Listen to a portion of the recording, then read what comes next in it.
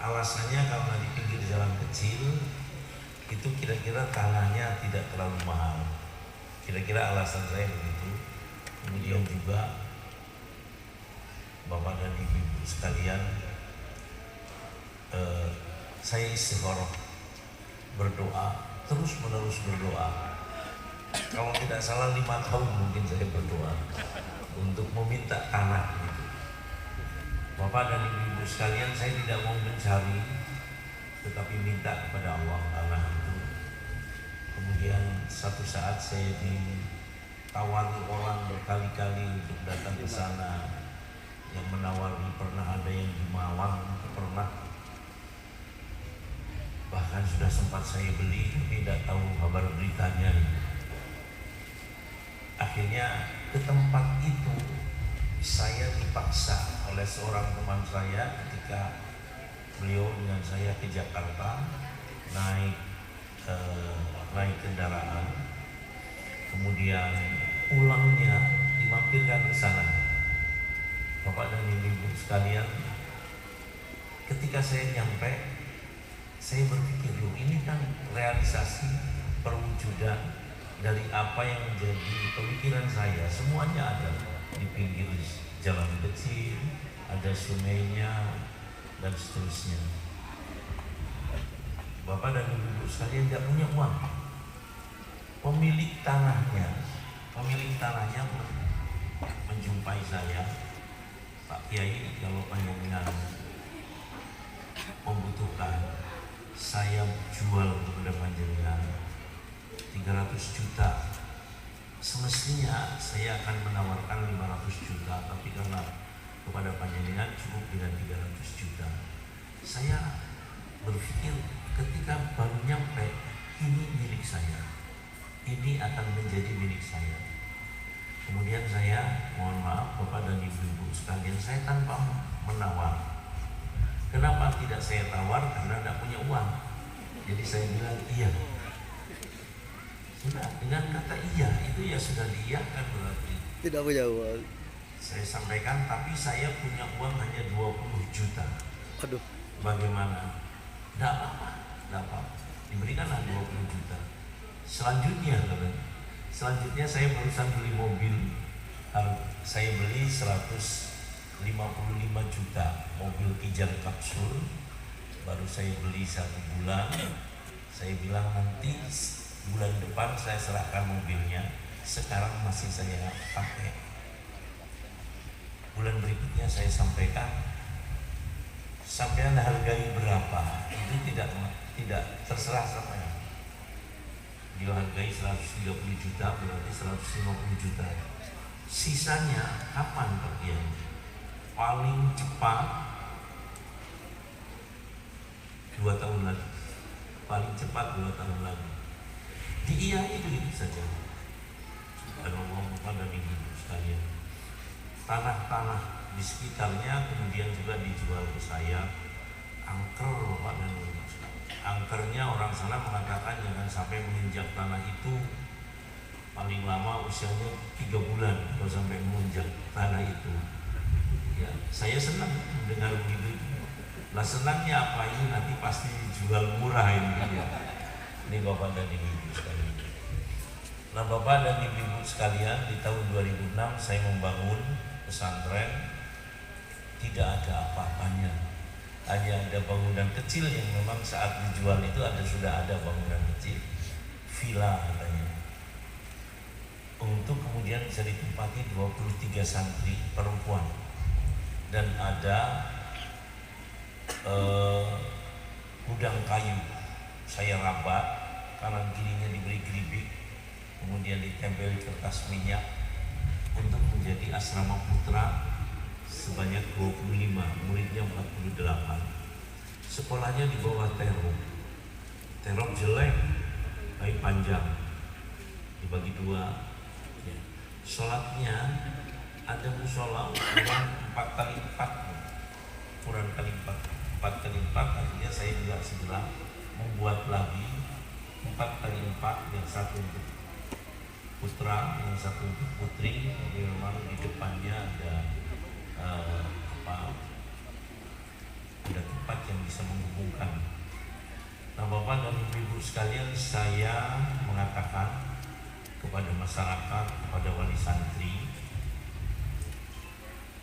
untuk sementara ini nanti akan saya jadikan sekolah yang paling maju di Indonesia. Loh, kalau sementara lantas kelanjutannya semoga menjadi sentral pendidikan, sentral agama, dan sentral kebudayaan dunia. Saya bilang begitu Bapak dan Ibu. Semua menertawakan. Wah, jangan kemelipan. Kepala desanya juga mengatakan yang sama. Jangan kemelipan yang biasa-biasa saja. Ini Bapak dan Ibu. Saya malu. Tetapi rasa malu itu kemudian hilang ketika saya menemukan sebuah ibarat dalam ta'limul muta'allim. Inna Allaha yuhibbu ma'aliyal umuri wa yakrahu safsafaha. Sesungguhnya Allah itu mencintai mereka yang luhur urusan-urusannya, tinggi cita-citanya, dan Allah tidak senang kepada mereka yang rendah urusan-urusannya, rendah pula cita-citanya. Ini Bapak dan Ibu sekalian, subhanallah, hanya 11 tahun di tahun 2017, berdirinya 2006, di tahun 2017 saya sudah mendapatkan penghargaan sebagai the most favorite school in Indonesia, sekolah yang paling favorit di Indonesia. Tahun 2018, jadi 12 tahun, mendapatkan juga penghargaan sebagai the best tutoring system school in Indonesia, sekolah yang sistem pendidikannya paling baik di Indonesia. 2019, 13 tahun berikutnya, 13 tahun setelah pendirian, itu di Winsa Surabaya mendapatkan penghargaan disampaikan oleh Gubernur. Saya sudah hadir sebagai pondok pesantren modern inspiratif nomor 1 di Indonesia dengan menyebutkan kompetitornya, rank up-nya yang berikutnya itu ada Pondok Pesantren Gontor, kemudian Darun Najah Jakarta. Ini Bapak dan Ibu sekalian, dan seterusnya mendapatkan apa namanya award macam-macam namanya ya, kurang lebih dibolak-balik gitu saja. Santrinya saat berdiri 48, sekarang lebih dari 10.000, anak santrinya kurang lebih 8 ribuan, mahasiswanya kurang lebih 6 ribuan barangkali. Ya, kalau kemudian setiap angkatan itu ada 1.500, maka kalau 4 angkatan berarti sekitar 6 ribuan. Bapak dan Ibu sekalian, saya mendirikan perguruan tinggi pada tahun 2015.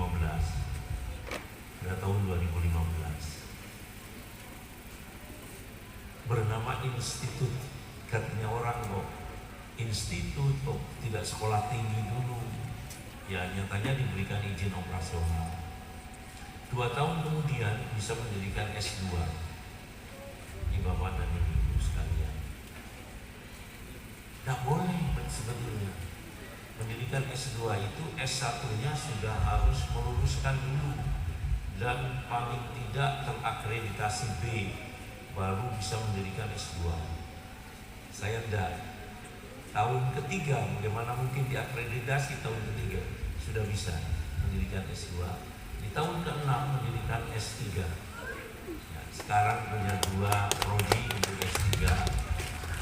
Kenapa Bapak dan Ibu sekalian? Mungkin karena saya mau beri beasiswa. Kita berikan beasiswa ke seluruh provinsi yang ada di Indonesia dan ke berbagai negara di luar negeri. Tahun ini ada sekitar 50 mahasiswa asing, ya. Kebanyakan dari Afrika memang, Sudan, Somalia, Ghana, dan seterusnya. Tapi ada yang Brunei Darussalam, ya, negara kaya raya, itu ada yang mengirimkan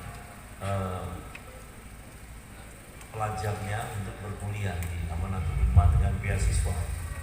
Beasiswanya berupa apa? Mereka digratiskan daharnya, tempat tinggalnya, SPP-nya, ongkosnya pulang pergi.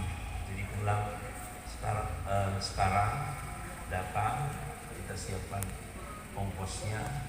Pulangnya nanti setelah lulus S1 atau S2 kita siapkan untuk ongkos kepulangannya. Itu Bapak dan Ibu sekalian. Apa mungkin karena itu kemudian Allah memberikan pertolongannya Bapak dan Ibu sekalian. Lah, ini perlu kami sampaikan bahwa kita tidak boleh berkecil hati. Betapapun kita berangkat dari nol misalnya, seperti halnya saya juga berangkat dari nol, tidak punya apa-apa. Ya, dulu kurang dari 1 hektar tanahnya, diangsur 2 tahun, tapi sekarang kurang lebih 100 hektar sudah. Ini Bapak dan Ibu sekalian. Kemarin saya baru mengikuti sistem akreditasi internasional. Insya Allah tidak lama kemudian kita akan mengakreditasikan perguruan tinggi ini dengan Jerman. Jadi nanti negara Jerman yang mengakreditasi dan kemudian berarti statusnya menjadi universitas bertaraf internasional atau world class university. Nah, mohon maaf, tadi saya sampaikan saya tidak punya apa-apa. Bahkan dulu seperti yang disampaikan Pak Masud seperti itu. Ketika mau kuliah saya harus kerja dulu sebagai kuli bangunan selama 2 bulan untuk mencari uang Rp6.000. Jadi kuli bangunan itu gajinya bayarannya Rp225, untuk ongkos demonya Rp30, karena sekali jalan Rp15. Kemudian untuk makan Rp95 sehari, yang Rp100 saya kumpulkan selama 2 bulan, dan kemudian setelah dapat Rp6.000 maka saya gunakan untuk uang pangkalnya pada waktu itu. Itu Bapak dan Ibu sekalian. Saya tidak punya ijazah ketika mau kuliah, tidak punya ijazah. Oleh karena itu kemudian saya menghadap kiai di Buduran, kiai saya minta ijazah. Ya buat sendirilah katanya. Buat sendiri. Nilainya bagaimana? Ya buat sendirilah. Nah kalau kiai mengatakan demikian, kamu kan dulu pernah jadi ketua pesantren. Saya buat 9 semua nilainya, 9 semua. Tanda tangan oleh kiai dan saya daftar. Karena ijazah swasta dan hanya boleh diakini ijazah swasta seperti ini waktu itu. Itu Bapak dan Ibu sekalian. Saya ikut dengan 8 mata pelajaran yang harus diikuti dalam tes masuk itu. Kalau yang punya ijazah sendiri hanya 3 mata pelajaran aja. Tapi ya saya, Bapak dan Ibu sekalian, setelah keluar dari SMA kelas 2, saya merasa tidak mungkinlah saya masih melanjutkan sekolah, kan ada bayar SPP-nya dan seterusnya. Tapi kalau masih tetap tinggal di pesantren saya masih bisa, karena tidak ada SPP-nya di pesantren. Ada tapi kecil sekali, ringan sekali. Yang jadi masalah hanya makan. Lah makan kalau malam hari jam 12 malam saya mencari kendil yang tengkurap. Kalau yang tengkurap berarti sudah ada dipakai oleh pemiliknya. Saya bersihkan Bapak dan Ibu sekalian, kemudian saya rebus ulang. Kemudian seperti yang disampaikan Pak Masud tadi, airnya dijadikan teh dan kemudian intipnya mengelupas, yaitu, dan sembunyi-sembunyi biar tidak ketahuan orang, Bapak dan Ibu sekalian. Tapi begini ini kan tidak bisa terus menerus harus seperti ini. Akhirnya saya mengembara. Ya saya izin kepada Pak Kiainya, Kiai saya izin untuk sementara setelah abah saya meninggal menenangkan pikiran, ya, agar diizinkan. Akhirnya oleh Kiai saya diizinkan dan saya mengembara. Yang saya bawa tasnya cukup berat, mungkin 30 kilo gitu. Isinya beberapa helai pakaian, kemudian kamus bahasa Arab, Kamus Al-Munjid dengan Kamus Bahasa Inggris Oxford Dictionary, kemudian buku-buku dan kitab-kitab. Kemana saya melangkah? Ketika satu saat saya ditanya, mau kemana nak? Saya mengikuti langkahnya kaki saya. Kemana akan melangkah? Saya yang dicari apa? Tempat di mana mau mempekerjakan saya, apa jadi kuli di tempatnya, di sawahnya, atau mungkin saya mengajar ngaji sebisa saya, tapi saya masih bisa membuka kitab, tapi saya masih bisa membaca buku. Ya, itu Bapak dan Ibu sekalian. Akhirnya pun kemudian saya terdampar di sebuah tempat, tapi kemudian tidak hanya di situ. Terdampar di sebuah tempat, sempat menjadi guru ngaji selama setengah tahun di tempat itu, tapi kemudian harus pindah dan seterusnya dan seterusnya. Itu Bapak dan Ibu sekalian. Tetapi Bapak dan Ibu sekalian, itu tadi disemangati oleh innallaha yuhibbu ma'adiyal umuri wa yakrahu safsafaha. Saya kira mungkin itu yang bisa saya sampaikan. Kenapa? Biar tidak lama-lama dan panjenengan menanyakan. Nanti dari pertanyaan panjenengan nanti kita bisa memperluas dan bisa terarah ya, apa yang bisa saya sampaikan. Yang niatan kami kepingin menggugah panjenengan bagaimana bisa melakukan upaya meningkatkan kesejahteraan dengan motivasi bagi masyarakat, bagi pengurus pesantren, bagaimana caranya kemudian pesantrennya bisa berkembang. Demikian Bapak dan Ibu sekalian, dipersilakan kepada moderator untuk mengarahkan dan penanya-penanya biar menanyakan, dan nanti insya Allah saya mencoba menjawabnya. Semoga jawaban-jawaban itu bermanfaat bagi kita semua.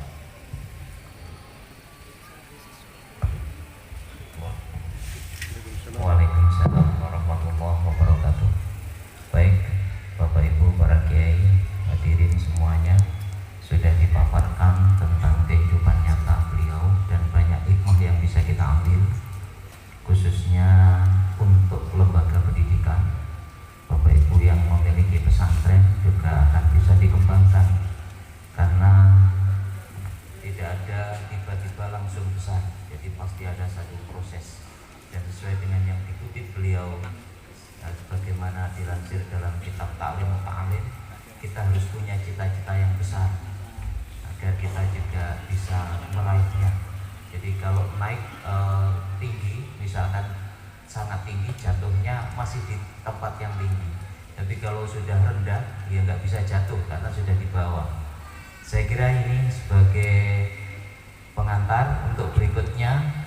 Kami persilahkan sebelum yang bertanya, mungkin juga nanti juga ada statement dari Kiai Faruk Alawi, tetapi sebelumnya kita berikan kesempatan dulu untuk yang bertanya. Monggo. J. Yang pertama yang di tengah biar adil, kemudian dari sini satu, dari ibu-ibunya satu. Monggo.